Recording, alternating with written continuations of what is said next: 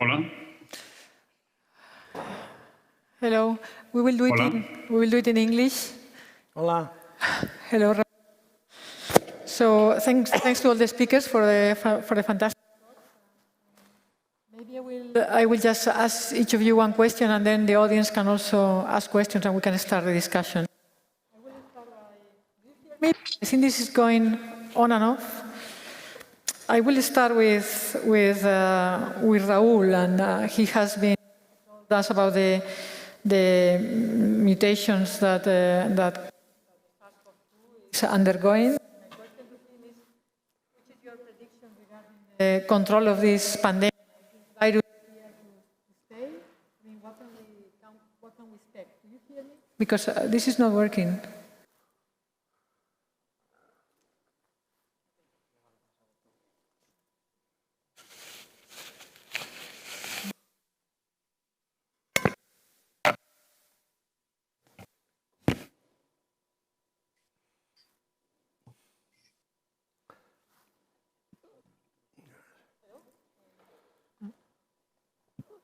Hello, do you hear me now? Okay. Raúl, do you hear me? Yes, I can hear you. So the first question would be, I mean, your prediction on do you think this virus is something that is going to be staying with us for a long time?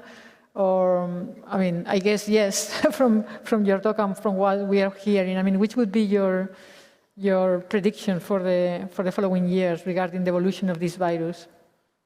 Well, I don't think I have anything intelligent to say here, but it's clear. I mean, these viruses, they are diversifying. I mean, one of the things, if you remember this tree that I saw before, so as time is passing, there are different variants. I mean, this one now that is coming from Botswana and South Africa, there are kind of 50 new mutations that appear. This is mostly because there's a lot of sampling lacking in the world, and then we don't know. I mean, some things appear with 50 mutations is because we haven't seen things that are in the middle. I mean, when you see, for example, this variant now from Botswana and South Africa, it's kind of related to other viruses that are circulating in the world, some of those in Brazil, some of those in South Asia, and it's unclear exactly what is the source. I mean, there was a similar one in Madagascar, sequenced like a year ago. So, I mean, it's clearly that these viruses, they are diversifying.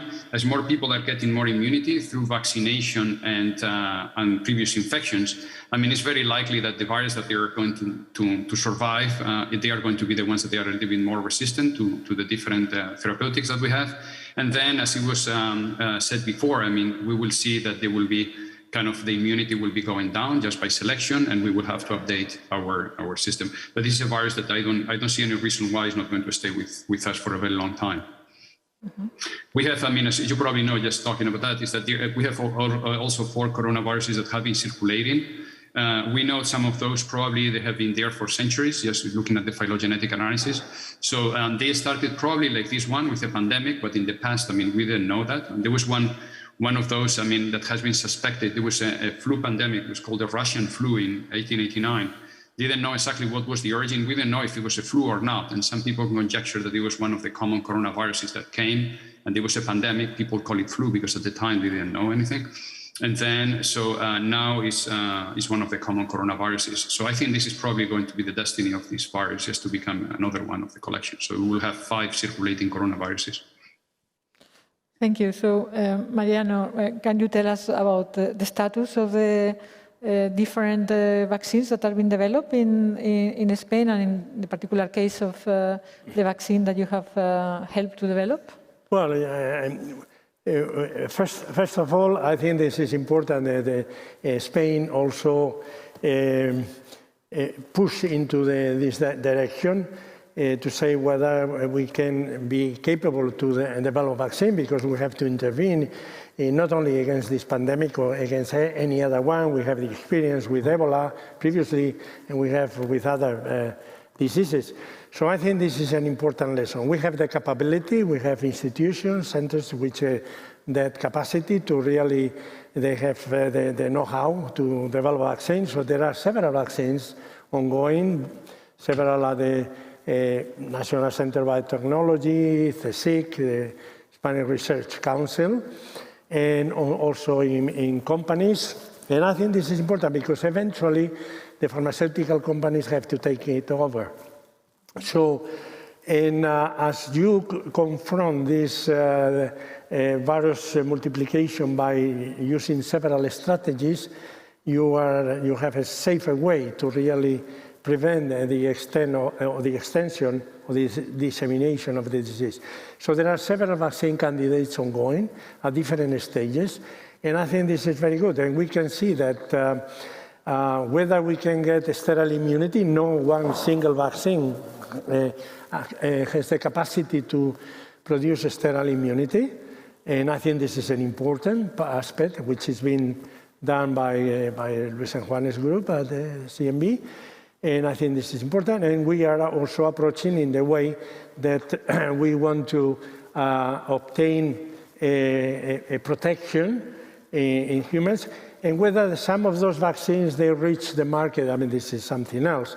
But we as scientists, and in Spain we have the commitment to try to understand how we can develop vaccines that are effective and are durable. And this is the critical issue, that we don't have vaccines that are durable.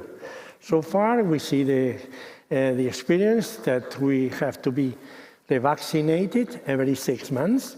Doesn't mean that the vaccines, that you have 3 doses already, and you still have to, for how long this will last. We know the vaccines, they go up. Once you give a booster, and then go up, and then they go down. So we have to understand, scientifically speaking, for how long or how many doses we have to give in order to maintain immunity, that is, to control the pathogen. And this is something that we, in Spain, were working on that, and many other groups in the world. And now we are confronted by a variant from South Africa, and now 50 mutations. And we will see, because the virus is their nature to evolve and to introduce mutations to survive.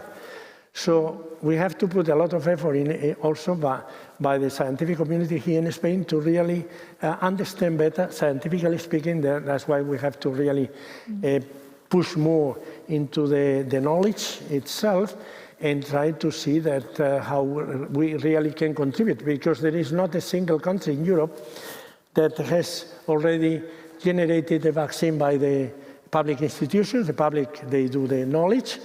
And we have the Oxford, for example, which they translated into the company. We have the BioNTech with Pfizer, and then we have the Moderna and Janssen vaccines in the United States. But otherwise, we don't have any other country. So Spain is trying to put at least one vaccine into, if possible, into the market, and this will be very nice if we can accomplish that.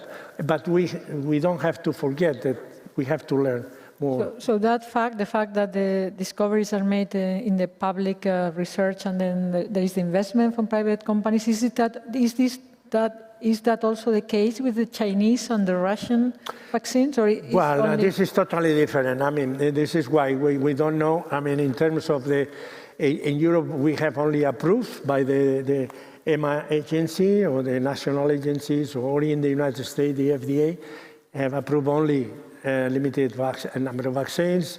In Europe, we have 4 vaccines approved, both the adenovirus, Janssen and AstraZeneca, and mRNAs, the Pfizer and Moderna. And in the United States, only the Moderna and Janssen.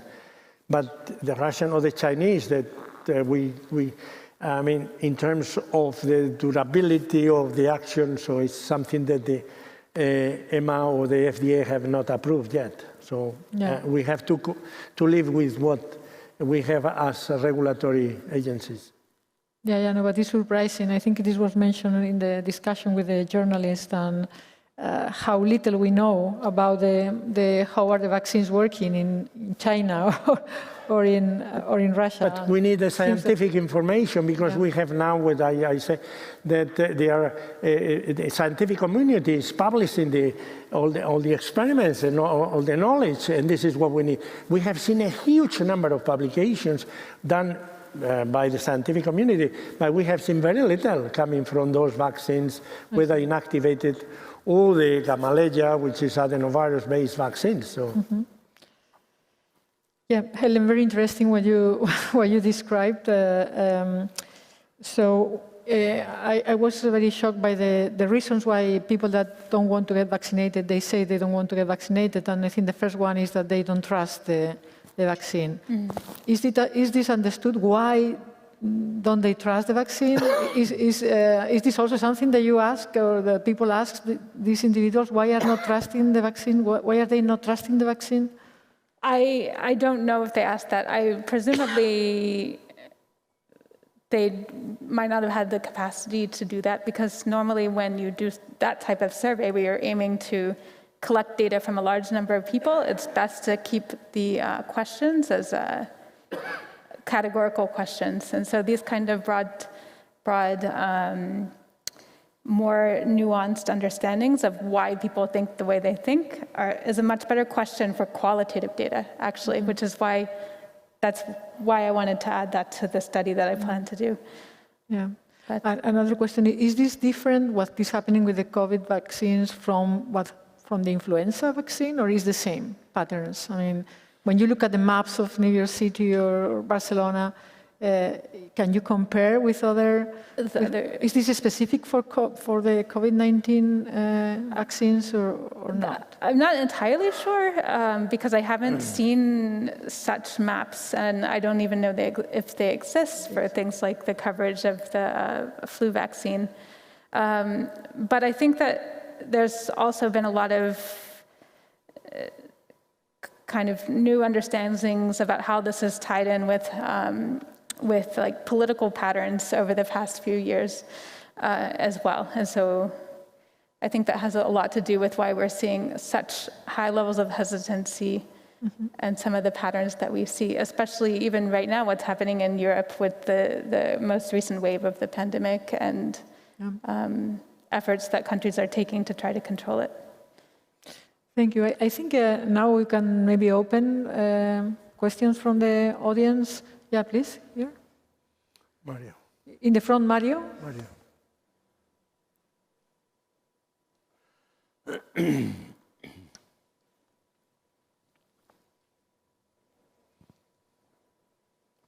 Thanks. Congratulations, Mario from the CNB. Congratulations to the three speakers. Very nice talk. Raúl, I have a question for you. I remember in the initial time of the pandemic that people was trying to find the intermediate host of the SARS-CoV-2, maybe because in the other cases it was found rapidly, the pangolin or the camel, right? But now it seems that it's impossible, or at least there are no intermediate host today. Then it's possible that your, the strategy that you described, the recombination, can explain the presence of this coronavirus affecting the humans in the absence of intermediate animals? Yeah, that's a very good question. I mean, the information that we know is basically the closest ones are the ones that I was just describing. Raji 13, that was from Yunnan, in a cave in Yunnan from 2013, and there was a preprint like a month ago from Laos. Two sequences isolated from, 3 or 4 sequences that they are isolated from 2020, July 2020. These are the closest one. In these preprints, they report that these viruses, they don't need an intermediate. It seems that they are able to basically infect human cells with high affinity. So it seems that perhaps there is no need for an intermediate. It could be that it's going directly from bats to humans. And that's something that has already been postulated from cervicoviruses for this SARS-CoV-2 kind of cousins of this virus. Some of those people working in with these bats or in close proximity to them. Some farmers, they go to the caves, they take the guano for fertilizing fields. And some of these workers, they already have antibodies to similar viruses to this one.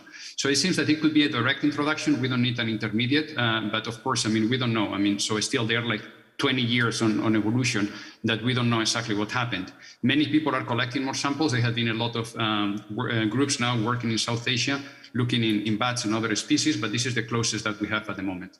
We have like, let's say, 10, 20 years gap, a decade gap that we don't understand very well what is going on. Some of those, I mean, they look kind of, there's not much recombination from RAG13 and some of the viruses from Laos, but they could play a role also there. I have a small question for Mariano, very short. Sure, go ahead. The idea is that, well, we know we have today at least two different strategies. The one is the mRNA vaccines, and the other one are the viral particles associated vaccines, like that you are now producing. We know from your side that it's a very robust immunization with a strong immune response against the virus. In the other cases, it's rapid, but we don't know exactly how robust is this vaccine. Then how do you think about the possibility to use a combination between these both vaccines? First, mRNA, and second, your viral particles. Yeah, I think that this is something that we've been working many groups for many years. For example, in the case of HIV, because a single immunogen is not sufficient, and it has been applied to other Zika or chikungunya or other viruses, in which when you use an homologous vector, you achieve certain degrees of, but you can achieve immunity, but perhaps the immune response is not sufficient. When you use a heterologous combination of vectors, you achieve the immunity conferred by one of the immunogens and the immunity achieved by the second immunogen, which also complements the one before, and then you do not have reactivity against the first immunogen.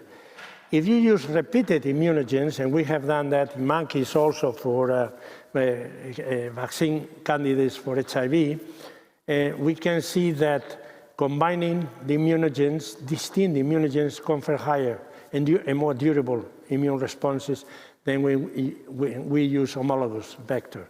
Because if you use homologous, there is reactivity continuously against that vector. So I think that we have to really see how we can apply this also for the SARS-CoV-2. So far, we are using homologous, so we use whether mRNA only, although which is the Pfizer or Moderna. I have received 2 doses of Moderna and 1 Pfizer, and this is it just happened. I went there and they said, you received this shot. Oh, now people are receiving, who were vaccinated with Janssen or AstraZeneca, they receive mRNA. And we will see how these responses are. So I think it's important to have this consideration, and the FDA is now supporting to try to understand what happened, because the main objective is to control the virus, and you need to see the immune system is maintained. And you have to be also, you are an immunologist, so you know quite well that if you push the immune system, it's not good. Too much of a good thing is not a good thing. And I always learn about that, as simple as that. So if you repeat continuous doses of the same thing, we don't know eventually what will happen. So we have to do more science in that regard. So I think that we will see how this evolve. Yeah, one question here and then Antonio.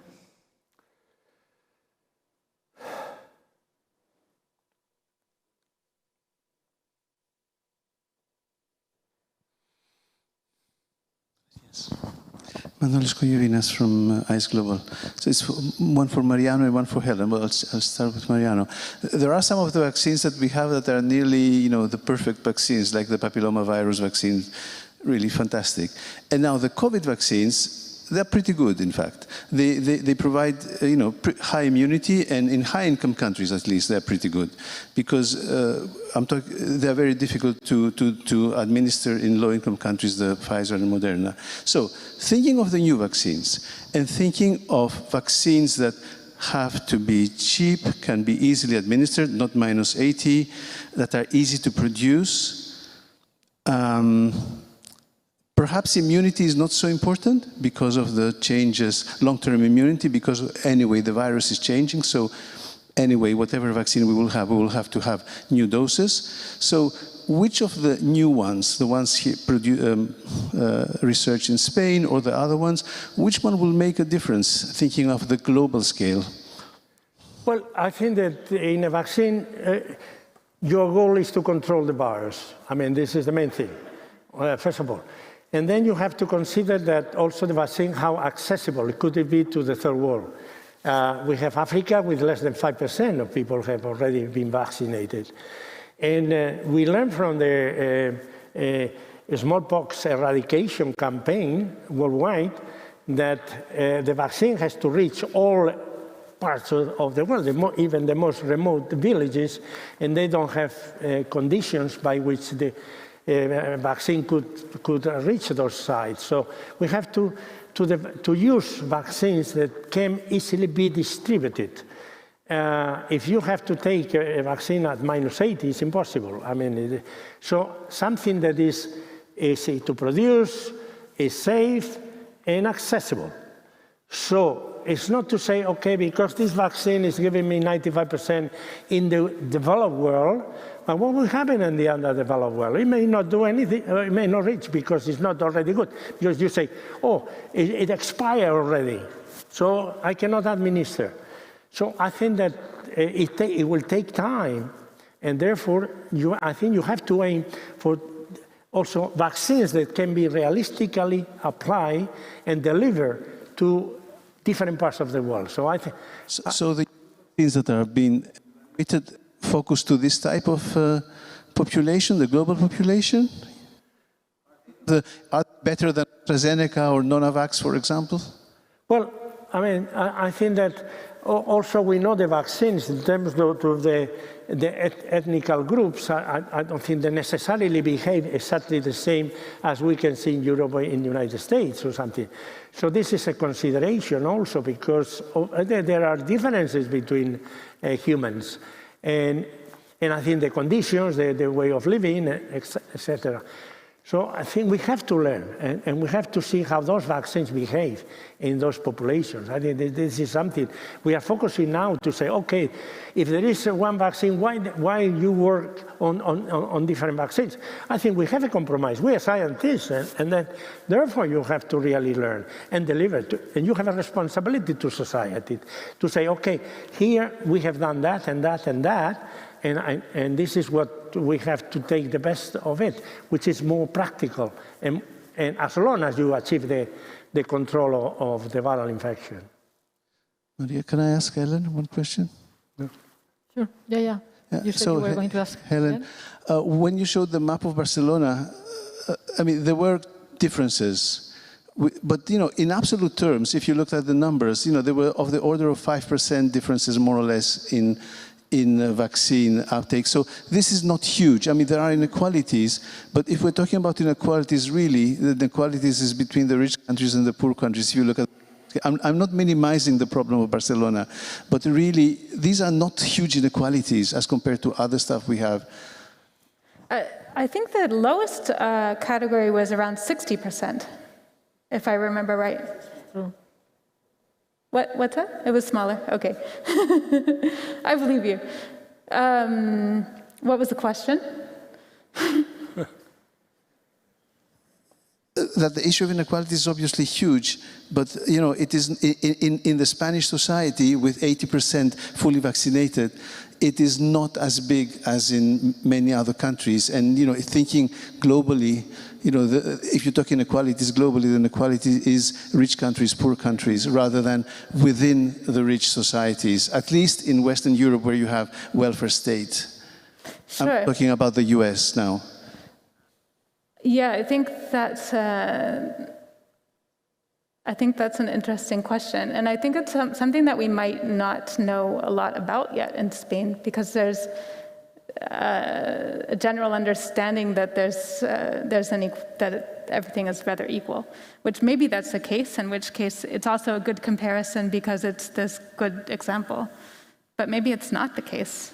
Yeah, actually with cancer death or cardiovascular death, there was some publications of data, and it was quite shocking because there were very big differences between different autonomous communities. So you think that in Spain, health system is going to reach everyone equally, but it's not the case. For instance, I think it was death by heart infarct. It was very different depending on the area of Spain. The initial reason I started thinking about this project actually was noticing the high rates of vaccination in Chile, which Chile is not a poor country necessarily, it's an OECD country, but it's one, the rates of vaccination were quite a lot higher than any of the neighboring countries. And so I asked Hugo, who's from Chile but lives in Barcelona, why that was. And his analysis was that it's because of these neoliberal policies they've adopted in a lot of things, but also in the healthcare system, which allowed them to acquire and distribute the vaccine much in the same way as they do in the US. And there, it actually doesn't seem, at least from what I've seen, but I haven't found any. The reason it's not included is that I couldn't find any finite level data there. But it seems to be that it maintained that advantage over time, whereas in the US and the UK, there was a rapid vaccination progress, and then it leveled off quite sharply. And there was a question here, Antonio.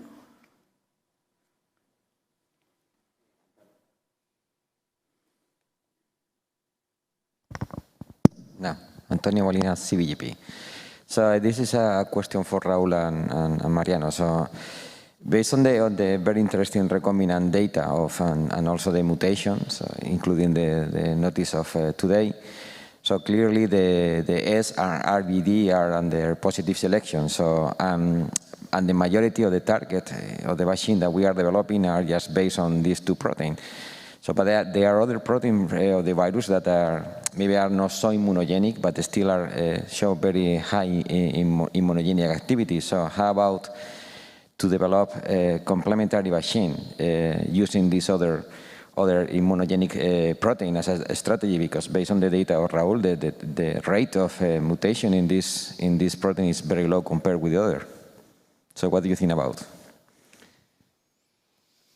I mean, I can only say that you're right. I mean, this is a region that, is the one that is in the external part and is the one that has been targeted by all the vaccines. But it's clearly probably the one that is evolving the fastest, both through this recombination and mutations.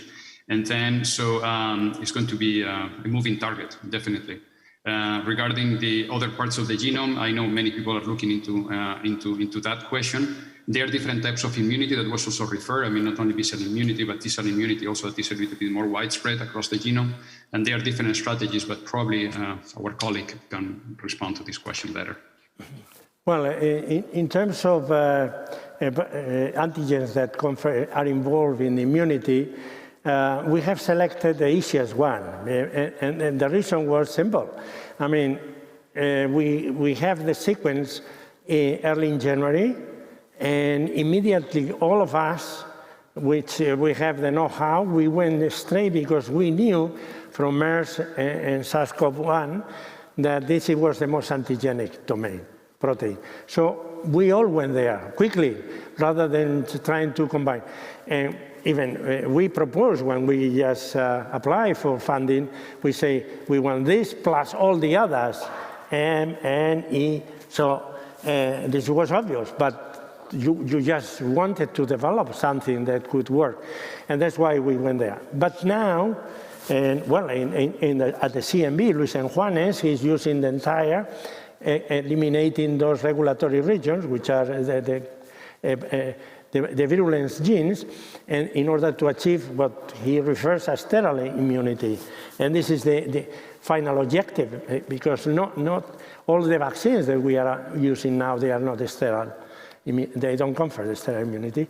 And I think that this is something that we all are working. I think that, but now we see those variants that are emerging, and of variants of concern, and we have to act quickly. So for that, you continue to target the spike as the main antigen. So the field is evolving very rapidly, and that's why you have to intervene. And we still don't know whether we have to use mixtures of S with different variants, because we have to reconsider the vaccines and then produce. And I think that the companies are producing those, because for mRNA it's easy to produce. You can deliver 5 different mRNAs or 10 different mRNAs. I mean, the cell will not distinguish. Simply you deliver, you will produce the 10 proteins. I think that. So we will see how that, but the primary goal now is the spike, but also considering the other proteins to see how they complement. Any more questions? Maybe one last question. Yep.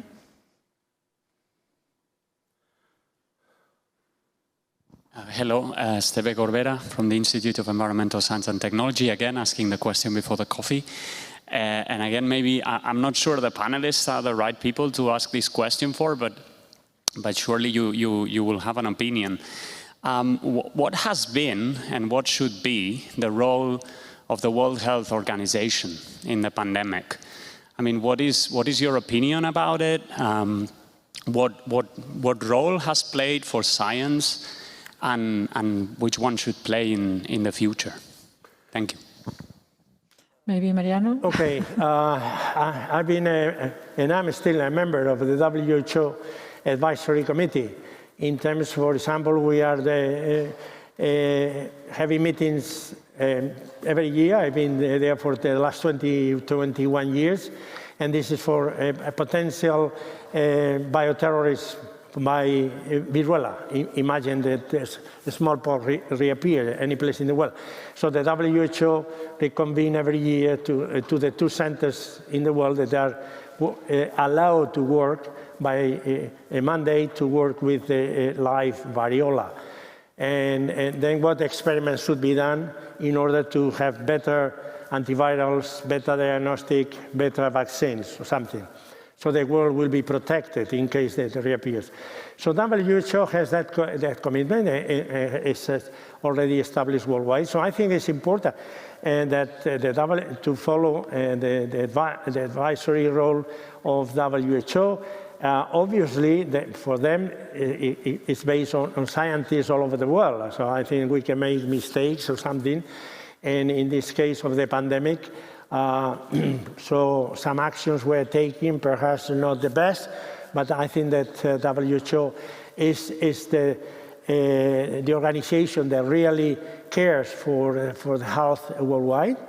And I think that it's simply based on scientists in different parts of the world. It's our responsibility that there are committee members that we intervene and we participate. And to me, it gives all the guarantee, because I have a strong feeling for what the WHO does, which is always trying to help as much as possible to all countries in need. Yeah, maybe one very, very last question. Please go ahead. We have to go into coffee.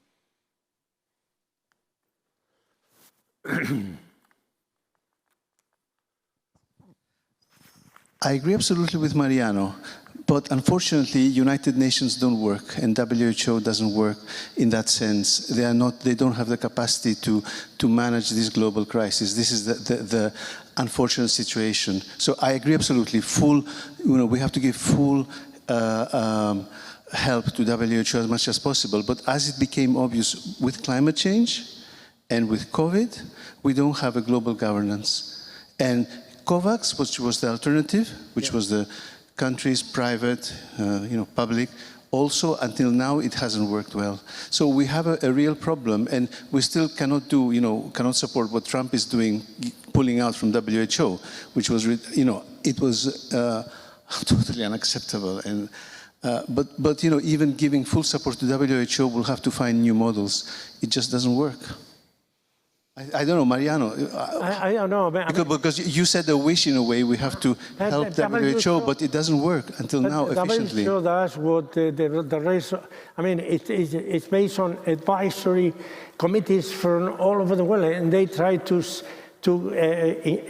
have the best scientists who want to participate, and I've been in many committees there, and I'm trust, it just depends on, we are humans, and we can make mistakes.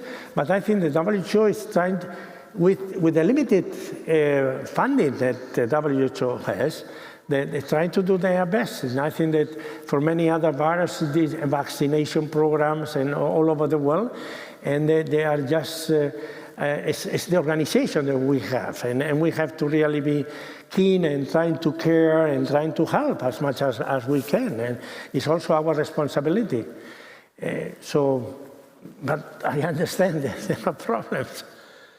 Well, maybe we need some kind of new organization. I mean, it's not that the WHO is not working, but maybe maybe something more executive could be necessary for future. Yeah. For future. This is open. So I would like to thank again the speakers, all of you. Thank you. I think there is we have a coffee break right now.